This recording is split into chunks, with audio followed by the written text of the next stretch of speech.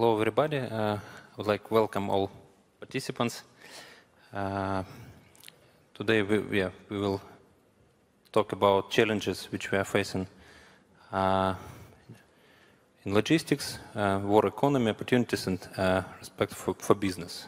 It's complicated in parallel, but to do so, just Ukraine, has one of the largest transport network in Europe. We have one of the widest, one of the most developed historically railway network, more than 24,000 kilometers, and we have about 170,000 kilometers of state and local roads. We have seaports, river ports, and everything and before the war we have export-oriented economy. It's about 150 million tons annually we exported, and 80% among of these goods were exported by Ukrainian seaports, which are actually right now blocked by Russian army. And mostly it was agricultural products, probably you know this. And all our infrastructure somehow was attacked. For example, our airports, all our airports, they were attacked from the first hours of the war. Almost each airport received damages. Our seaports also, they have different damages, but they also were attacked from the very first days. Railway lines, railway systems, also especially during last 2 months under attack. Almost each week we have some attempts to stop railway system, to stop logistics and road network as well. So we feel that the most narrow places, bridges, now they're trying to shoot and to stop logistics with some regions. So on what we are focusing during this period of time, during this war? We are focusing on just how to improve existing export possibilities for business. We are focusing on maintaining on road network, especially main international roads which connect in all Ukrainian regions. We are trying to live in normal conditions. We are focusing on increasing capacity of existing border checkpoints. We are working with our neighbors. We are working with Poland, with Romania, with Moldova, opening new border cross checkpoints. And we are welcome decision, finally decision of European Commission. We had last week, we received liberalization of road transport. It will allow us and our trucks, our transportation company, without any quotas, without any permissions, to export our goods. And we are welcome this. We initiate this agreement in September of the last year, and during the war period, we received quite fast decision. And in parallel with largest exporters, we have direct relationship. We are asking them just to increase production volumes or at least start production in some cases, and we are trying to help them to find sophisticated solutions, just how to export, how to deliver their goods, or how to receive required materials for the production. Development of logistic capacity. You see that we are doing a good job on Danube ports. If we see that we started from about 400,000 tons in March, and now we reached almost 1.5 million tons, and we did it just with limited investment resources. If we see figures of railway, it's including internal transportation. Unfortunately, it's not figures which show in export volumes. Cargo circulation on the cross section. You see how it's growing automotive transport share. Because again, it's not only export, it's also import. All fuel Before the war, almost 40% we received it was internal production, but now our refinery plants it's destroyed. It's Kremenchuk. It was attacked 3 times, and now it's stopped totally. So we are receiving all fuel from EU market, and it's also trucks, railway. So we again increasing, putting more pressure on border cross checkpoints. It's complicated, but we see that the figures are growing, and this month I'm sure that will be even higher because we're adding more and more infrastructure on the border with Poland and increasing capacity of border cross checkpoints. If we see just some key figures regarding damages, bridges, road bridges, more than 300, 40 railway bridges, railway lines out of control damage. It's about 6,000 kilometers. Roads somehow also affected about 24,000 kilometers. Different damages. Some of those critical, some of them not. And we don't understand what is going on some territories which not under control of Ukraine. It's like direct damages, which is calculated by Key School of Economy. It's about $95 billion. It's including residential buildings. It's including social objects. So it's total. If we're talking about like situation when our seaports is closed, we're trying to develop our 3 existing ports on Danube River. And here there are 4 components on which we are focusing to increase capacity of Danube ports. First of all, it's waterways. We understand that we need to receive possibility to serve ships with more capacity, fleet construction or repair of inland navigation fleet. We are working on this with existing fleets. So now on Danube, all fleet which we have in this region and could transfer goods is working, and even such fleets which is not worked probably 20 years during last 20 years, everything right now is working and we use it. Transshipment, it's modernization of ports of Izmail, Reni, and Ust-Dunaysk. So you see that our goal is to increase capacity of Danube ports by 1.7 times up to 25 million tons annually. It was unreal to see such figures at the beginning of the year because our Danube port, they were just very limited with. They have limited contracts. They have very limited volumes of goods, and for sure everybody prefer seaports on Black Sea. But right now they're showing fantastic results due to such situation. And Texas, we understand that we need just to increase capacity of existing railway lines to Izmail, to Reni, and it will also allow just to increase. Also, very important question, it's insurance. We already been set up just for investors to ensure navigation on the Danube River special insurance fund. We did it by decision of the government. We did such decision before the war when we tried to maintain flights between Ukrainian cities and the rest of the world when the just risks becoming more and more higher. So from our side, we provide additional insurance before the war and till the last day, even on 24th of February, last flights we have during night from Kyiv, from Boryspil. And here's a similar situation. We provide additional guarantee for owners of ships, for owners of wagons which are entering to Ukrainian territory. It's important because not all companies want to risk by their fleet. Basic system solutions from partners. We include all Ukrainian Danube in the Trans-European Transport Network. Last week we signed this document. Logistics improvement projects and key areas for cooperation. First of all, is railway expert infrastructure.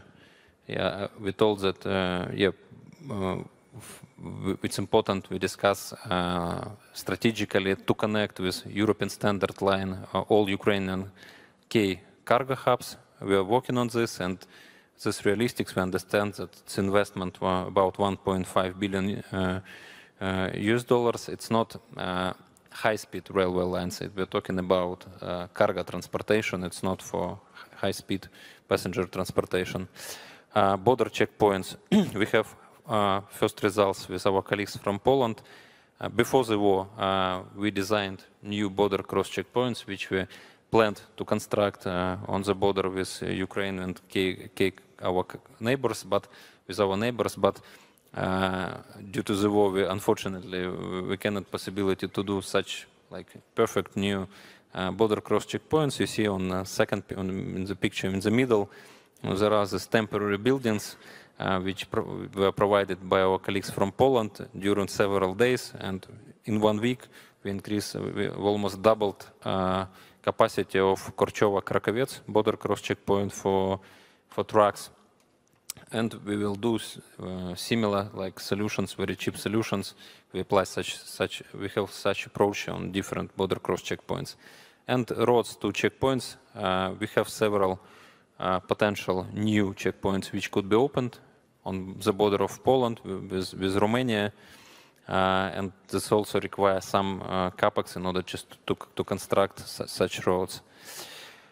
Before the war, actually, we discussed not discussed, we already initiated. We have a decision of the government and approval and partners from France regarding construction of first concession road, starting from Reni, Brody, Lviv, and Krakovets. It will be the main road in direction to European Union border.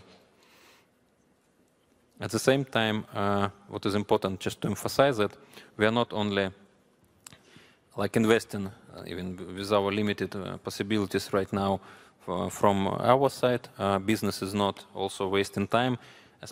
Mostly it's companies, traders of agricultural products. Right now, Kernel, Nibulon, Lemtrans, Tiso, they all and more companies, they are constructing new terminals on the river ports on the Danube and new terminals on rails. So they are focusing, they are trying to increase their own exports. From our side, we're supporting any initiatives of private sector right now. We're providing all access, we're providing land plots. I just can give you an example. For example, one of co-project with Nibulon. Nibulon actually is one of the shareholder of Nibulon, CBRD. We agreed with them regarding construction of new terminal on the Danube River with capacity about 300,000 tons per month.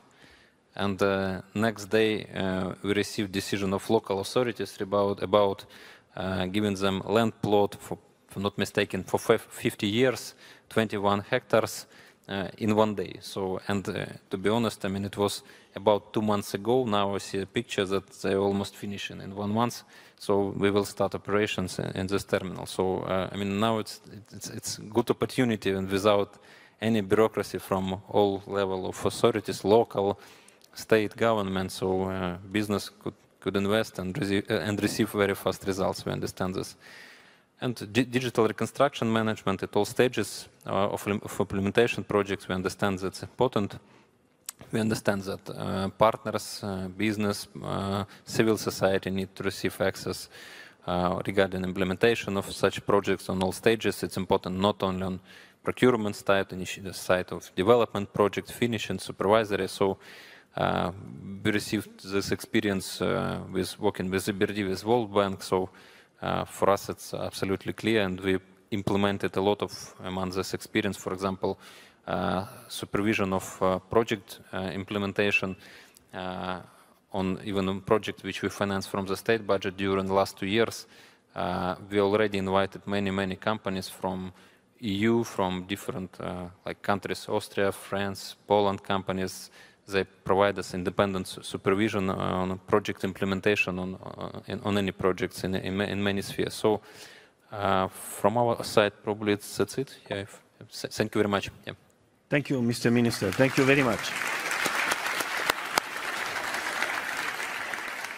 So, Mr. Andrea Haas, you are the Managing Director of Swiss Rail. What can you do for Ukraine and with Ukraine in the next years, in the next months, in the next days?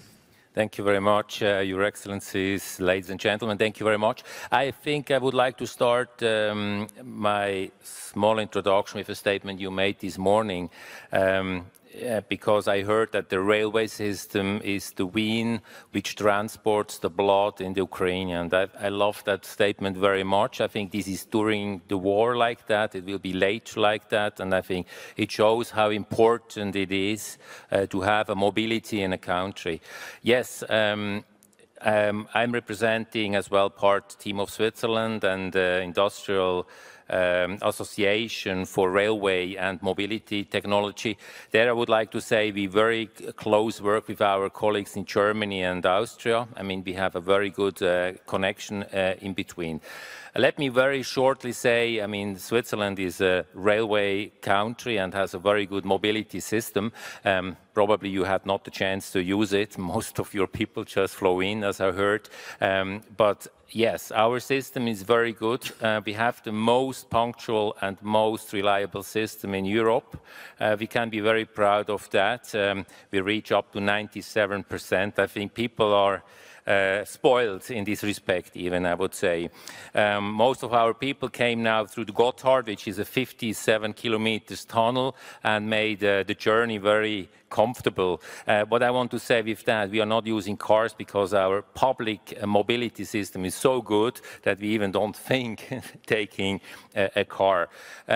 Yes, we have a good university system as well. We are good in innovation. We have as well a mixed traffic system with goods and passenger. I think that's also something which is very important for you to understand.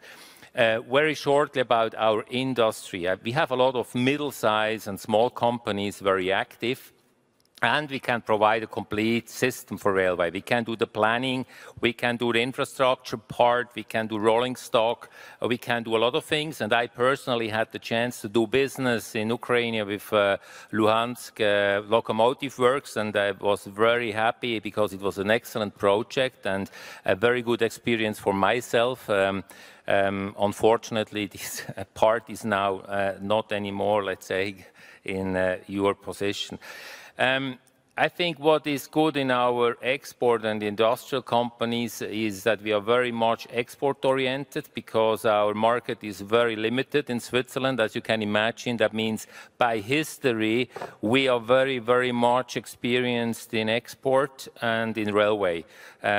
I know very small companies active all over the world, and I think that's the good base to partner up with you, because I think we are really agile and we are good in going into culture to understand needs and to adapt ourselves. As you know, we have 4 official languages. That means we already have a challenge within our country, and we are really, really good in such culture issues.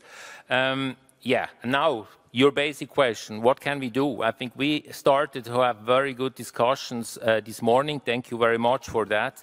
Very open. I think what we can do is we as an industrial organization, I think we can be very agile. We can be quick. And I think we have a little bit more, say, 3 things. Short term is having parts which you need in immediate effect, which keeps your system somehow running. I think this is priority number 1. For this, we established as well some communication links. Let's see how we can help. Second thing is, of course, to maintain whatever is needed, the infrastructure, to bring back an infrastructure for your people, for your goods, to have a good mobility, and also to have a good export, because I think export, of course, is very crucial. Building up terminals, building up again the system, that it runs on a certain sufficient level. And I think the third one is to make a modern system, because I think this must be the goal and the picture, because we will have a migration to be done. We have to do a lot of investment to be done, and we have to do it with a final goal and to protect the investment in a good manner. And I think there we need to work on a common picture, as we also discussed this morning. Even it's very hard at the moment to think in a long future, but still we have to, because I think it keeps us as well motivated to look in a good possible future. And yeah, and I think this is important, and I would just like to close. I was sitting yesterday here when you were talking or presenting from Ukrainian side about digital transformation, and I was really, really impressed. And I heard about security system. You were attacked for years now by cyber attacks, and I think we can also learn from you. We should have a common approach, and I'm looking forward for somehow helping you in this situation. Thank you. You're great. Thank you, Mr. Atteslander. Mr. Ras, thank you very much for starting this. I would like to ask Mr. Atteslander, who is in charge of international relations and economy Swiss, to react to this briefly, please. Yes, thank you very much. Great to be here with you today. You just mentioned that 6,300 kilometers of your railroad network is damaged or lost, you lost control. That's 1,000 kilometers more than the total Swiss railroad system. That shows us the substantial of the destruction of your system. I have a question. How do you keep it up running in these difficult times? The second element here is you have mentioned before, and also your Prime Minister, that you are thinking about establishing a military risk insurance scheme. We would like to welcome this a lot, because it does not only reduce our risks as exporters or investors, but it keeps up that we can support your economy at a good cost. And have you already information when you will establish this insurance scheme? Because that will be extremely critical for many SMEs companies. And then the very last remark or question goes to custom procedures. You have limited capacities in the checkpoints, and you mentioned before in a preparatory call today that you are establishing fast lines. Here we have a question: will you also establish systems of prior notice, that when custom procedures are already prepared, that these transports can also take advantage of fast lines then? Thank you. That's all I have for the moment. Mr. Minister, do you allow me to ask also the other speaker? We are a bit constrained by time. Thank you very much for your understanding. Mr. Maser Pavlicek, you are an entrepreneur. You are the president of the Joint Chamber of Commerce, Switzerland, Eastern Europe, Central Asia, and board member of Switzerland Global Enterprise. Please, sir. Thank you very much, and thank you for having me here. Yes, I have an observation and a question from actually the SMEs. The observation is that I believe that the Swiss government, together with all the associations we have, and more important, also together with our Ukrainian friends, should define business areas where Swiss SMEs can successfully contribute to the reconstruction of the Ukraine. We heard before we are strong in niche businesses, but I believe we have to define these niche businesses, because at the end of the day, we cannot participate everywhere, and it might come as a surprise for some of us that we might also see some other countries who might compete with us. So we have to be aware of that, and I think we should define that. A question I have is, talking from an SME, what do I have to do as an SME to come, and now I'm talking from an engineering point, to come on the approved vendor list of the Ukraine? Get on a list that when you look, let's say, you were talking about wind energy. You need wind turbines. I'm since about 2 weeks in the board of a wind turbine company here in Switzerland. What do we have to do to get actually recognized by the Ukrainians and get on a vendor list and get approved? Thank you, sir. Please, Mr. Minister. Thank you very much for the questions. I'll start from the first regarding how still we're maintaining our railway system in working conditions. I mean, it's like, you're absolutely right. We're receiving damages almost each second day. We have brave people who just repairing these damages in a few hours under the risk of additional attacks. And it's, I mean, where it's possible, we are doing this in hours. Like most significant damages, like for example, we have in some cases damaged bridges, it will require weeks or several months.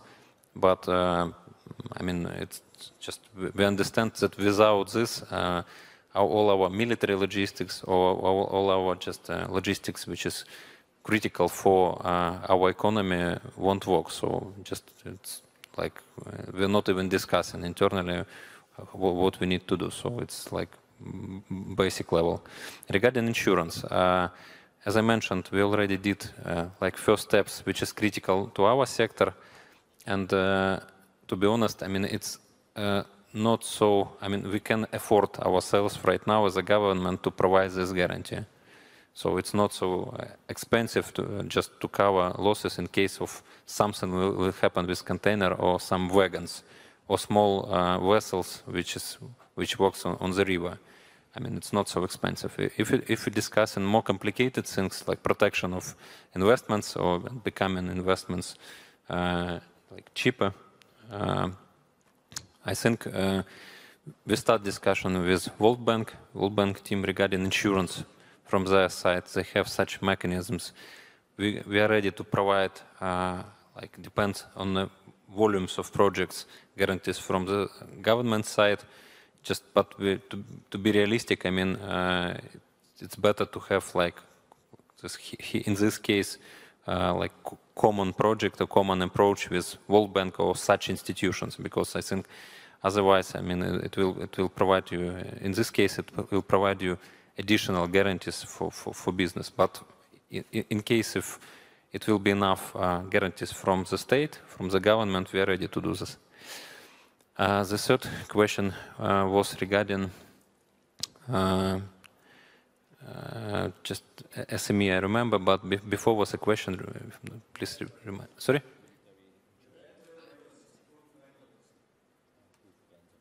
Vandalism? No, regarding exception, we today agreed that we will work, I mean, it's very easy on the level of association. I think it's associations, so we will have our people and we will establish, it's very easy. You don't need any approvals on the level of the government, so you already recognize, but in order to speed up with like finding right contacts, we agreed that we will work on the level of associations. So I think it's the best approach from our side. Deputy ministers, I mean, everybody will be involved and we'll work on this. Thank you. Just I would like to add something you were saying before. Of course, we cannot go everywhere and do everything. We have to be aware about that. And this morning, we also discussed about defining a suitable district where we can start to create the model which can be scaled up in the country later on. And I think we will do that exercise in really, and we started already, by the way, we have received the first proposal in that respect, where we have a technology which suits Switzerland, also the SME companies, and I think that's the right way to go. I mean, we cannot change the world in like that easily. Okay. Thank you, Mr. Minister. Thank you, Mr. Raz. Obviously, we have started a conversation that's concrete on some of these initiatives. That's the best we can expect from today. Thank you very much.